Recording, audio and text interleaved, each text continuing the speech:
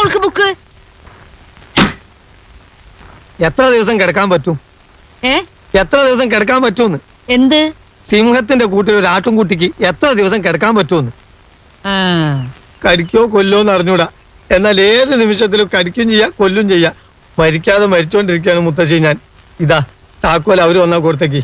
കുഞ്ഞിക്കണ്ണൻ പോവുക. നീ പറയുന്നത് ഒന്നും എനിക്ക് മനസ്സിലാവുന്നില്ലല്ലോ കുഞ്ഞിക്കണ്ണ. ഞാൻ കൊലപ്പുള്ളി എന്ന് വിളിച്ചത് ആ പുള്ളി കേട്ടു. അത് ഞാൻ പുള്ളിക്കൊലാനാക്കി മാറ്റാൻ ശ്രമിച്ചു. ഏറ്റില്ല. ഉച്ചക്ക് ഊണ് വിളമ്പിക്കൊണ്ടിരിക്കുമ്പോ പ്ലേറ്റിൽ നിന്ന് കണ്ണെടുത്ത് എന്നെ അടിമുടി ഒരു നോട്ടം. സത്യം പറഞ്ഞാൽ ഞാൻ ദഹിച്ചു പോയി മുത്തശ്ശി. എന്നിട്ടൊന്നുമില്ല, ഞാൻ പോവാ. എനിക്ക് ഇവിടുത്തെ കാര്യങ്ങൾ വലിയ വക്കീലിനോട് ചെന്ന് പറയണം.